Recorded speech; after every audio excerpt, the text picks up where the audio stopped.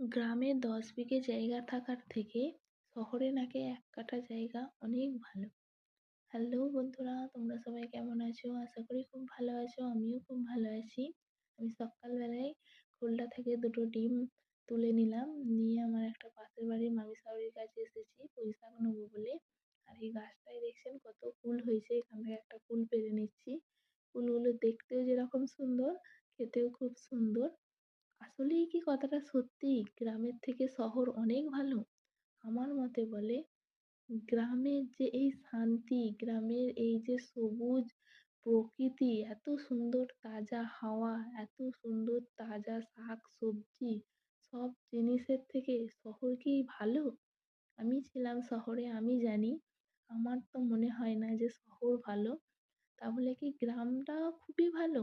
আমার মতে বলে গ্রামে যেমন ভালো মানুষও আছে, সেরকম খারাপ মানুষও আছে।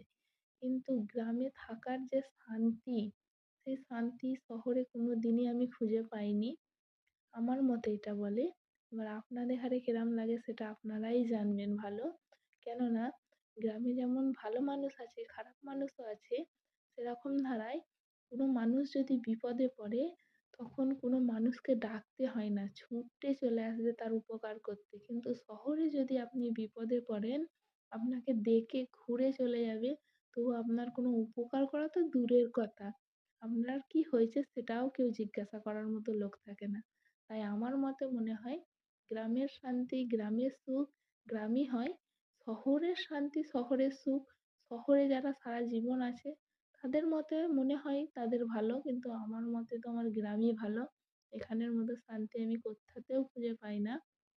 ওইজন্য আমায় আমার গ্রামই খুব ভালো লাগে। এখানে এই যে সবুজ শাক-সবজি পাশের বাড়ি থেকে যেয়ে নিয়ে চলে এলাম। ওখানে কিন্তু পয়সা যদি আপনার না থাকে, আপনি একটু পানিও পাবেন না। এখানে কিন্তু চারিদিকে শাকপালা, সকালবেলায় আপনি বেরোন মাঠে কত সুন্দর শাকপালা পেয়ে যাবেন। কিন্তু শহরে কি পাবেন? পাবেন না।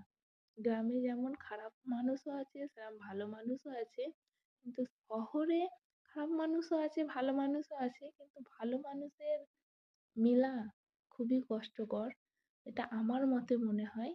সে যাই হোক, আমি এখানে একটু পুঁইশাক দিয়ে ডাল দিয়ে রান্না করে নেবো। আর শিম আলু ভাজা করবো। এদিকে আমার ভাতটাও ফুটে গেছে। ভাতটা ভালো করে দেখে নিয়ে আমি নামিয়ে নিচ্ছি। আর আমার কথায় যদি কারোর খারাপ লেগে থাকে তো কিছু মনে করবেন না। ছোট বোন হিসাবে আমাকে মাফ করে দেবেন। আমার যেটা মনে হলো আমি সেটাই বললাম।